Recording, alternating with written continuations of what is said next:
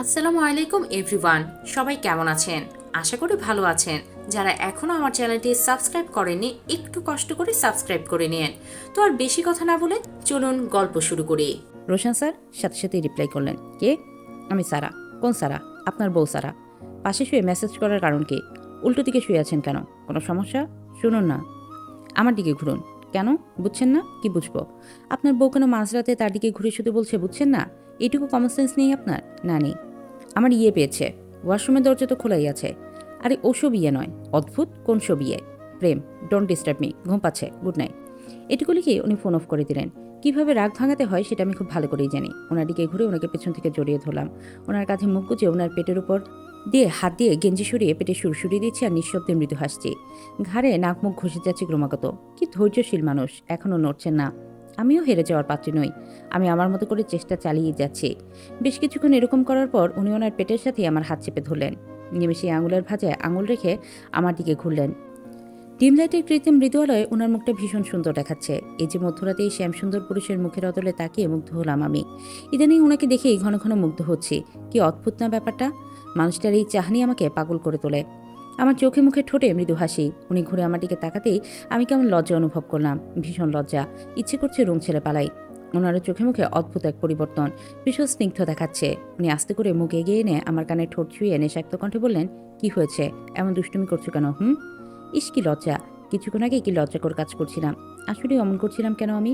লজ্জায় দ্রুত ওড়না টেনে মুখ ঢাকলাম।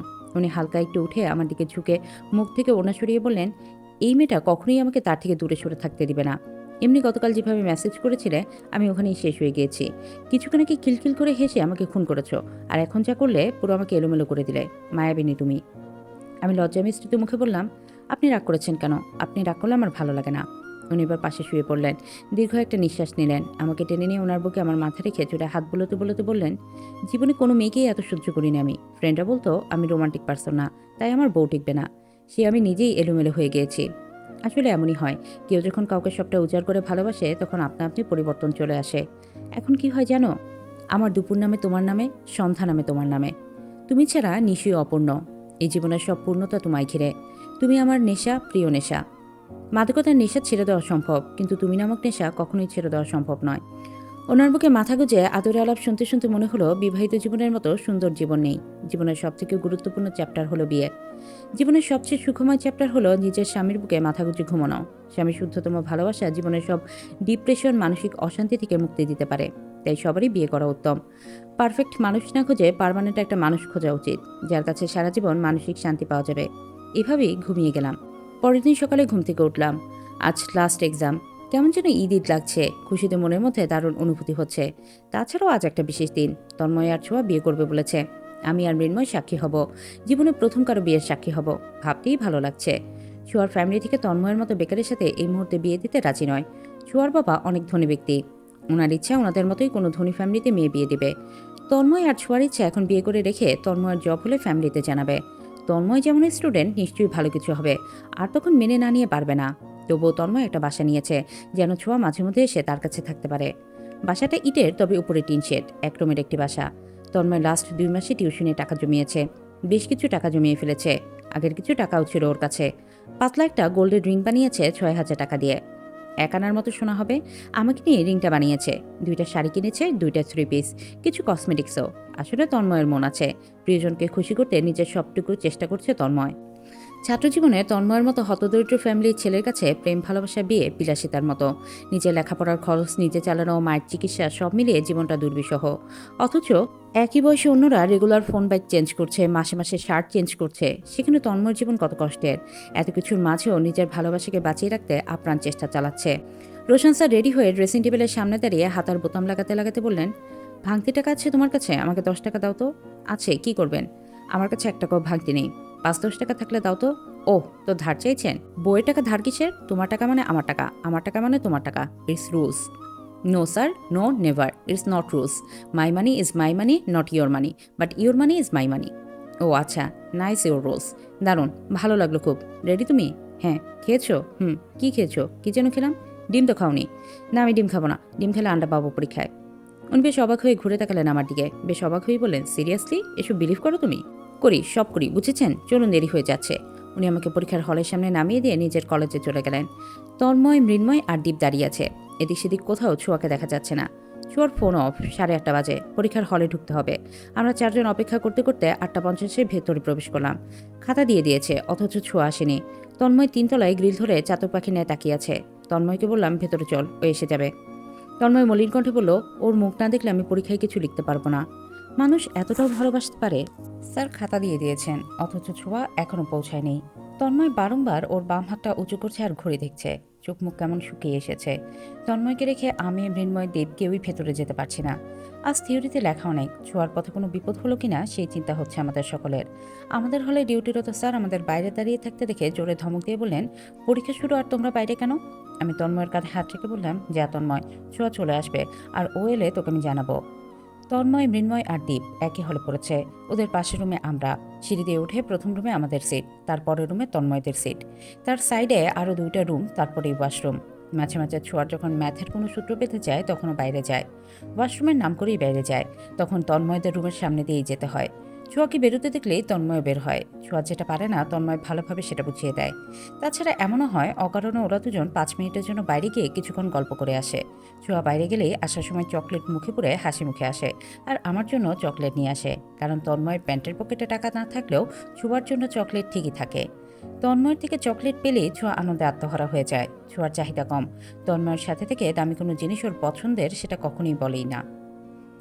ঘন ঘন তন্ময়কে বলবে 2-4 টাকার চকলেটের নাম, যা ওর খুব পছন্দের। ভুলেও কিটকেট বা অন্য চকলেট বা অন্য খাবার কিছু নামই বলবে না। তন্ময় এনে দিলেও খুব রাগ করে, আবার কোনো না কোনোভাবে তন্ময় টাকাও পুষিয়ে দেয়। ছোঁয়ার যে দামি কিছু পছন্দ নয় তা নয়, ও তো আমাদের মতো মধ্যবিত্ত ফ্যামিলির মেয়ে নয়। ছোটবেলা থেকে ডুপ্লেক্স বাড়ি দেখেছে, নিজেদের গাড়িতে চলাফেরা করে এসব থাকা সত্ত্বেও আমাদের সাথে সাধারণভাবে মিশতে পারে। যে মিষ্টি দেখতে ছোঁয়া, তন্ময়ের সাথে মানায়ও খুব। ছোঁয়ার যখন ওশানের সাথে রিলেশন ছিল, বন্ধু হিসেবে তন্ময়কে যত সাপোর্ট ছিল সব করতো। যেমন ইচ্ছা করে 2 সেট বই কিনে বলতো, তন্ময় তোর কি বই কেনা হয়ে গিয়েছে? বাবা 1 সেট বই কিনে এনেছে ঢাকা থেকে, আমি আবার এখান থেকে কিনলাম। বাবা আবার কবে ঢাকা যাবে জানি না, শুধু শুধু ঘরে পড়ে থাকবে। কিছু মনে না করলে তুই নিবি প্লিজ। তন্ময় জন্মদিন এলে একসাথে কতগুলো শার্ট, প্যান্ট, গেঞ্জি কিনে দিয়েছে। বন্ধুত্বের মাঝে ছোঁয়া তন্ময় যেমন ঝগড়া করেছে তেমন পারফেক্টও ছিল। পরীক্ষা শুরু হয়ে গেছে, অলরেডি আধা ঘন্টা পার হয়ে গেছে, এখনও ছোঁয়া এসে পৌঁছানো না। দুশ্চিন্তায় আমার নিজেরই কিছু ভালো লাগছে না। না জেনে তন্ময় কি করছে। আমার ফ্রেন্ডদের কারো কিছু হলে আমার ভালো লাগে না, ভীষণ বিষণ্ণ লাগে। আজ তো ছোঁয়ার বিয়ে, বাড়িতে কি কিছু টের পেয়েছে নাকি অন্য কারণ? মনের মাঝে অশান্তি লাগছে, মনে হচ্ছে খারাপ কিছু হবে, কিন্তু কি হবে? টাইম 40 মিনিট পার হয়ে গিয়েছে, এখনও প্রথম পৃষ্ঠা ফাঁকা পড়ে আছে। কি লিখবো মাথায় আসছে না। ছোঁয়ার ফোনই বা অফ কেন? কিছুই তো ভাবতে পারছি না। কোনোরকম 1 পৃষ্ঠা লিখতে না লিখতেই আবার ছোঁয়ার কথা মনে হলো। এরই মাঝে হলে ডিউটিরত স্যার বললেন, এখানে কলেজের স্টুডেন্ট আছো না? অনেকেই একসাথে উত্তর দিল, জি স্যার আছি, একটা ব্যাড নিউজ আছে তোমাদের জন্য। আবারও অনেকে উত্তর দিল, স্যার কি হয়েছে? রোশন স্যার আছে না তোমাদের? রোশন স্যারের কথাটা কর্ণকুহরে প্রবেশ করতেই আমি ছোঁয়ার ভাবনা থেকে বেরিয়ে স্যারের দিকে তাকালাম। এই স্যার হঠাৎ রোশন স্যারের নাম নিলেন কেন? স্যার কি বলতে চান সেটা শোনার জন্য অধীর আগ্রহে অপেক্ষায় রইলাম। বারবার ঢোক গিলছি আর জিব্বা দিয়ে ঠোঁট ভেজাচ্ছি। সবাই আবারও একই সাথে উত্তর দিল, জি স্যার। ওনার বয়স কম আর হ্যান্ডসাম, তাই না? জি স্যার। ওনার বাইক অ্যাক্সিডেন্ট হয়েছে, হসপিটালে নেওয়া হয়েছে। ওনার বাইক অ্যাক্সিডেন্ট হয়েছে কথাটা কানে পৌঁছাতেই সমস্ত শরীর কেঁপে উঠল আমার। বুকের মাঝে বাড়ি মেরে উঠল। আমি সাথে সাথে উঠে দাঁড়ালাম। চোখে মুখে একটা ভয় আর আতঙ্ক ছড়িয়ে পড়ল। সেকেন্ডের মাঝে বুকের মধ্যে হু হু করে উঠল। চোখ পানিতে টইটম্বুর হয়ে গেল। নোনা পানি টপ টপ করে গড়িয়ে পড়ল। আমাকে উঠে দাঁড়াতে দেখে ক্লাসের সবাই আমার দিকে তাকালো। হলে ডিউটিরত 2 জন স্যারও তাকালেন। আমার চোখ মুখের অস্বাভাবিক অবস্থার কান্নারত অবস্থা দেখে সবাই সন্দিহানভাবে তাকালো।